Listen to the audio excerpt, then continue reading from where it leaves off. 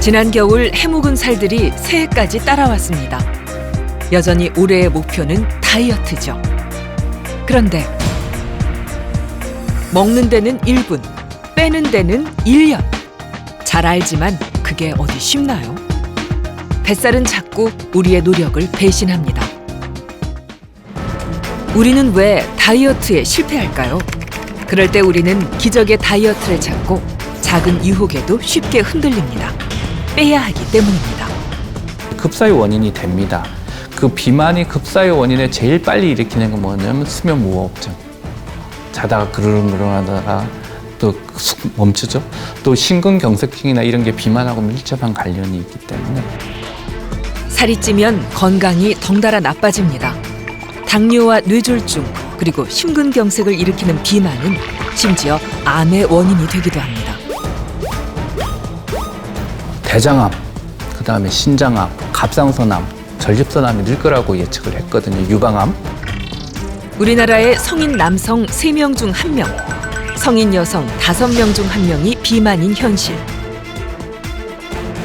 살이 쏙 빠지는 기적의 다이어트. 과연 가능할까요? 잘 먹으면서 건강하게 성공할 수 있는 비결 알아봅니다.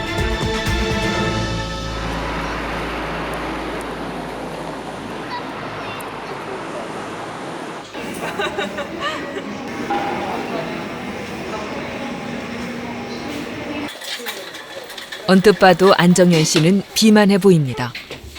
몸무게는 100kg이 넘습니다. 한 번 붙은 살은 쉽게 빠지지 않았습니다. 거의 초등학교 때부터 살이 쪘죠. 고등학교 때 100kg가 넘었었죠. 뭐 다이어트도 해보고 했는데 뭐 요요가 와가지고 다시 찌고. 몸이 점점 무거워지면서 운동하는 것도 쉽지 않았습니다. 이분을 보면은 비만 환자의 고충을 잘 알 수 있어요. TA 180에 체중이 156kg, 그리고 체질량 지수가 48. 이 환자 같은 경우에는 대중교통을 이용을 못해요. 택시의 앞자리에 탈 수도 없고. 안정현 씨의 상태는 고도 비만. 몸무게를 줄여도 오래가지 못했습니다. 수술을 하고 처음에 오셨을 때 혈압이 조절이 안 됐어요. 혈압이. 지금 27살인데 이제 또 혈압약 먹고 있고 이대로 계속 가면은 혈압뿐만 아니라 뭐 당뇨, 고지혈증, 지방간, 수면 무호흡 이런 것들이 동반될 가능성이 있다는 거죠. 그래서 내장 지방과 피하 지방도 많은 편입니다. 자칫 내장 비만으로 넘어갈 수 있는 상태. 체내에 지방이 과다한 상태인데요. 그렇다면 우리 몸의 지방은 왜 생기는 걸까요? 우리가 먹는 음식은 포도당의 형태로 바뀌어 우리 몸의 에너지원으로 사용됩니다.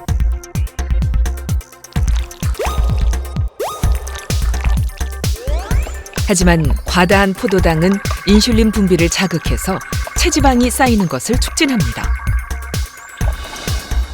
피부 아래쪽과 근육 사이에 쌓인 지방을 피하 지방이라 부릅니다. 반면 내장 지방은 내장과 장기 사이에 쌓이는데 지방이 분해되면서 염증을 일으켜 성인병을 불러옵니다.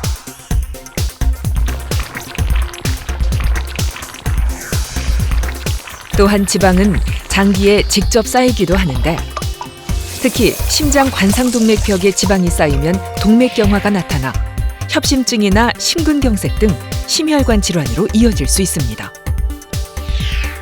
또한 간이나 췌장, 근육 등의 지방이 쌓이면 고혈압과 당뇨 등의 질병이 나타날 수 있습니다. 이외에도 비만은 여러 대사질환의 주된 원인이 되고 있습니다. 고민할 필요 없습니다. 간단하게 허리 둘레 하나만 재셔도 돼요. 허리 둘레 재서 남자 90cm, 여자 85cm가 넘으면은 몸에 체지방, 또 나쁜 내장 지방이 많구나. 또 간에도 지방간 아니 근육에도 지방이 끼어 있겠구나 하고 예측하시면 됩니다. 남자 36인치, 여자 34인치예요. 내가 비만인지 아닌지 알 수 있는 방법 또 있습니다. 체질량 지수, 즉 BMI를 계산해 보는 건데요. 키와 몸무게를 이용해 지방의 양이 어느 정도인지 추정할 수 있습니다. BMI 지수에 따라 저체중에서부터 고도 비만까지 5단계로 나눠집니다. 계산하는 게 어렵다 하면 검색창에서 비만도 계산기를 치고 자신의 키와 몸무게를 넣어보면 더 쉽게 알 수 있습니다.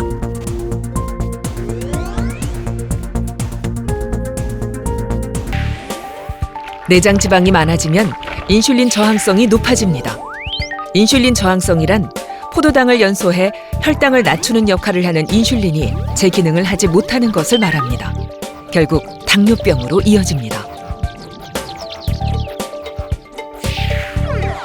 또 내장 지방이 많으면 중성 지방은 늘고 좋은 콜레스테롤인 HDL은 줄어 고지혈증이 발생합니다.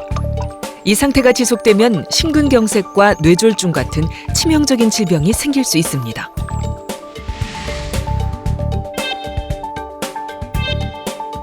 뿐만 아니라 암의 원인이 되기도 합니다.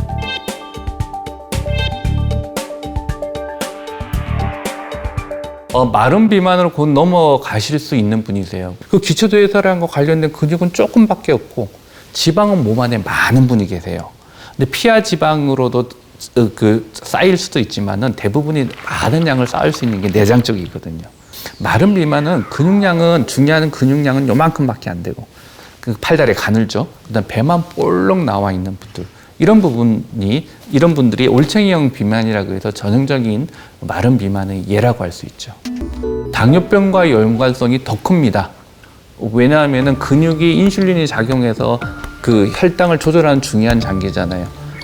근데 근육량이 없으면은 혈액을 떠다니는 당을 쓸 수 있는 근육이 적으면은 당이 어디 갈 수가 없잖아요. 그러니까 당뇨병에 걸릴 위험이 더 높죠. 근육량이 없고 체지방만 많은 사람들. 근육량이 없으면은 인슐린 저항성이 잘 생기고 그다음에 당뇨병이나 심혈관 질환 넘어갈 위험이 훨씬 더 높아지는 거죠. 그래서 몸무게만 따지면은 안 돼요.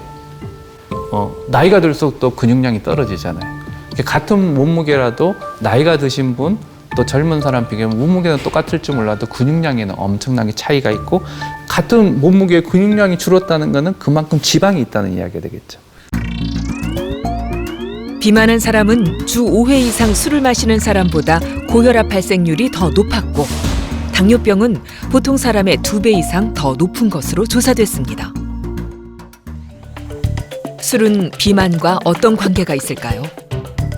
알코올이 몸에 들어가면 30%는 위 점막으로 흡수되고 나머지는 소장에서 소화됩니다. 이때 흡수된 지방은 혈액을 타고 전신으로 보내진 후 지방분해 효소에 의해 분해돼 우리 몸의 에너지로 쓰입니다. 하지만 알코올을 과도하게 섭취하면 지방분해 효소의 기능이 약화됩니다.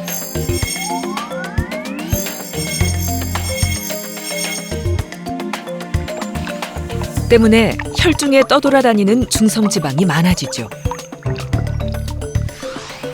알코올이 직접적으로 지방을 만들진 않지만 지방 분해 능력을 떨어뜨려 내장과 혈액에 지방이 쌓이게 되는 겁니다.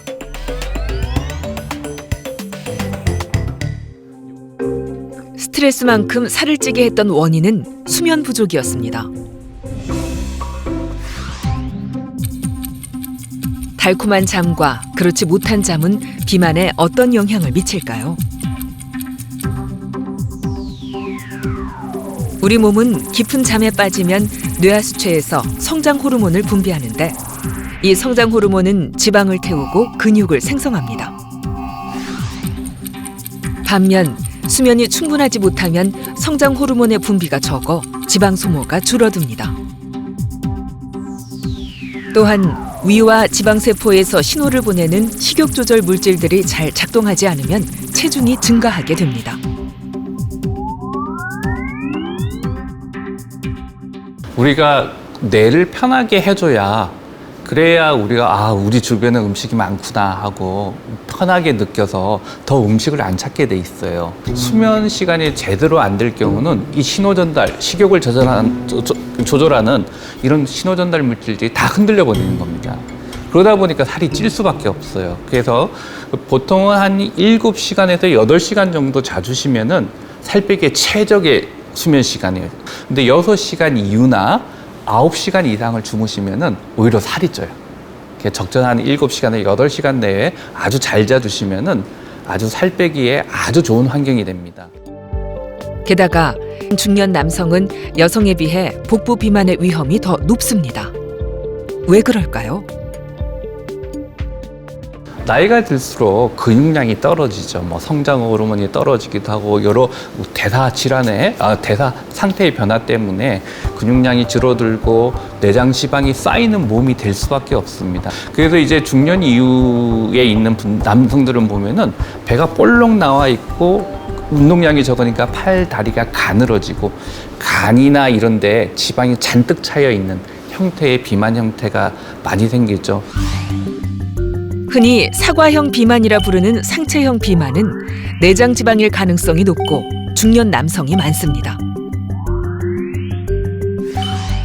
반면 서양 배형의 아랫배 비만은 여성에게 많습니다. 중년 남자들은 배가 이렇게 나와 있잖아요. 그러면 옆에서 보면은 사과가 이렇게 돼 있기 때문에 이게 복부 비만이구나, 윗배가 많이 나온 거죠. 그런데 여성들은 젊었을 때는 에스트로겐이라는 여성 호르몬의 영향이 큽니다. 그 영향이 뭐냐면은 아랫배나 허벅지, 엉덩이에 지방이 쌓이게 해요. 그게 서양 배형 비만이라고 그러는데 여성들은 이제 뭐 엉덩이나 허벅지에 이 많은 지방 때문에 고민들을 많이 하시는데 사실 이 지방은 좀 활성이 덜해서 우리가 다이어트를 하더라도 좀 늦게 빠져요. 특히 여성들은 열심히 운동을 해도 아랫배가 안 빠진다 고민하고 좌절하는데 이 지방도 빠지는 순서가 있습니다.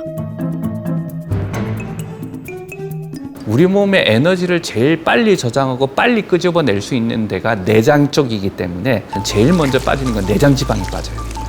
그 다음에 피하 지방도 빠지는 순서가 있는데 피하 지방도 윗배 쪽에 있는 피하 지방이 빨리 빠지고요. 골반이나 엉덩이 아랫배에 있는 지방은 제일 늦게 빠집니다. 어떤 여성분들은 젊은 여성들은 다이어트 하면서 여기가 왜 안 빠지지 하고 이쪽만 쳐다보시는데 사실 이쪽을 쳐다보실 게 아니라 아랫배, 그 다음에 골반, 허벅지에 있는 지방이 늦게 빠져요. 기다려야죠. 어떤 분은 지방 흡입 이렇게 하시는데 지방 흡입이 빼낼 수 있는 지방량은 많지 않아요. 천천히 빠지는 살은 있어도 안 빠지는 살은 없다. 다만 늦게 빠질 뿐입니다. 조바심을 갖지 말고 꾸준히 다이어트하는 것이 중요합니다. 참을 수 없는 탄수화물의 유혹. 나는 어느 정도 의존적일까요? 밥을 먹고 난 후에도 달달한 음식을 찾게 되거나 탄수화물을 먹지 않으면 잠을 자지 못하는 사람은 탄수화물 의존성이 높을 가능성이 있습니다.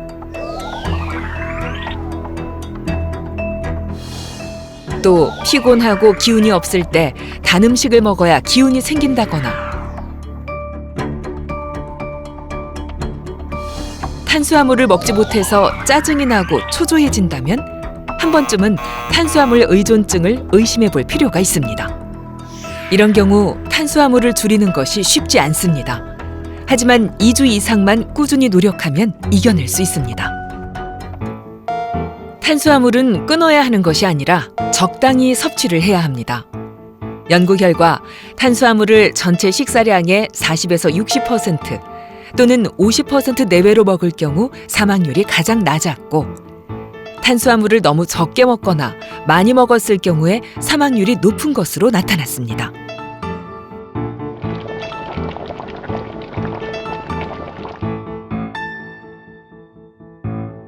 오랜 기간 탄수화물이 또 너무 없으면 뇌 기능 장애, 그 다음에 혈관 기능 장애 등등 여러 문제들을 일으킬 수 있기 때문에 적당량의 탄수화물은 드시는 게 좋고요. 혈당을 순간적으로 높여서 인슐린을 분비하게끔 하는 그런 탄수화물보다는 좀 다른 형태로 드시길 권해드리고 싶고요.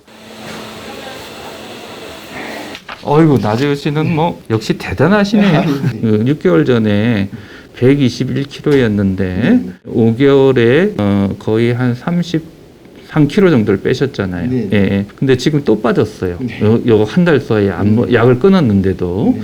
지금 87.9로 너무 좋으시고요. 네. 이게 혈당이거든요. 혈당 자체가 당뇨병 전 단계인 116에서 살을 빼고 나서 87로 정상화되셨어요.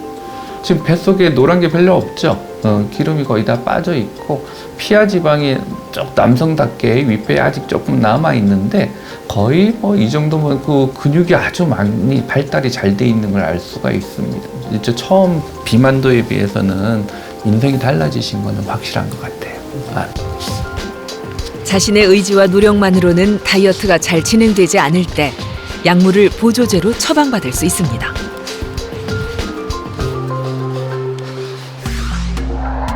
다이어트에 사용되는 약물은 크게 식욕 억제제와 지방 흡수 억제제로 나뉩니다. 식욕 억제제는 먹고 싶은 욕구를 떨어뜨리는 직접적인 효과가 있습니다. 뇌 안에 있는 식욕 조절 중추인 시상하부에 작용해 식욕을 억제합니다.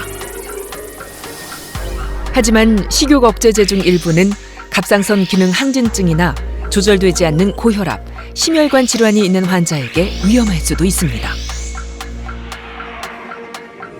한편 지방 흡수 억제제는 지방의 흡수를 어느 정도 막아주는 역할을 합니다.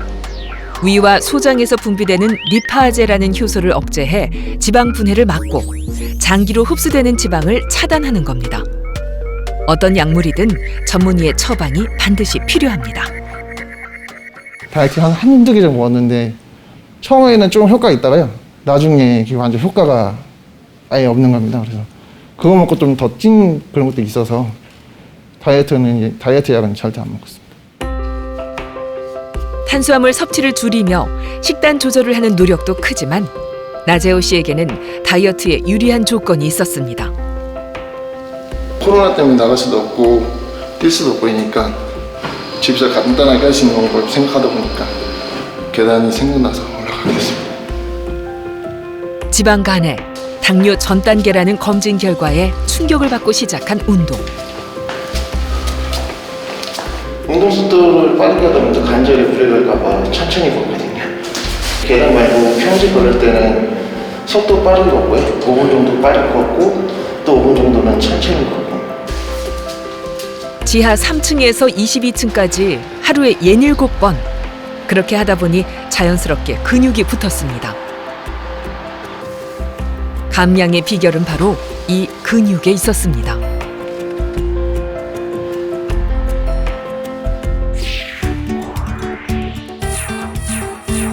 우리가 운동을 하면 똑같은 인슐린 양으로 더 많은 혈당을 소비합니다.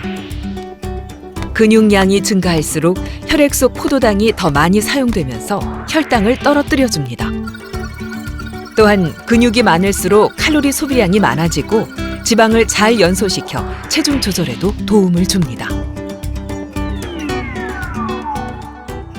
우리가 근육량이 많으면은 몸 안에 기초 대사량이라는 게 좀 높아져서 지방이 웬만큼 먹어도 에너지 발산이 좋아서 잘 안 찌는 몸이 돼요. 처음 살 뺄 때는 먹는 게 중요하지만은 빠진 살을 유지할 때는 근육량이나 이런 게 상당히 중요한데 잘 유지하고 만들어 놓으셨어요. 그래서 먹어도 금방 안 찌는 몸을 만드신 거죠. 기적의 다이어트는 없습니다. 생활 습관을 조금 바꾸는 것, 꾸준히 운동을 하는 것, 그것이 기적을 만들었을 뿐입니다. 살찌는 건 한순간, 어쩌다 보니 비만. 날씬해지기보다는 건강을 위해 꼭 필요한 것이 다이어트인데요. 다이어트. 실패하면 다시 일어설 수 있지만 포기하면 일어설 수 없습니다. 체중은 반드시 아는 만큼 빠집니다. 첫째, 먹는 거에 대해서 공부하시고 자기 몸에 맞는 영양소를 적절히 섭취하십시오. 골고루 섭취해야 됩니다. 둘째, 운동을 스트레스화 시키지 말고 생활화 하셔야 됩니다. 세 번째, 잘 주무셔야 됩니다. 한 7, 8시간 정도 푹 주무실 필요가 있고요. 네 번째는 제일 중요한 건데요. 무엇보다도 비만 아니면 살 빼는 과정 자체가 스트레스화 되시면 안 됩니다. 우울증이라든지 스트레스를 탈출해야만 제대로 된 다이어트가 되고 또 다이어트 과정을 즐길 줄 알아야 성공적인 다이어트가 이루어집니다.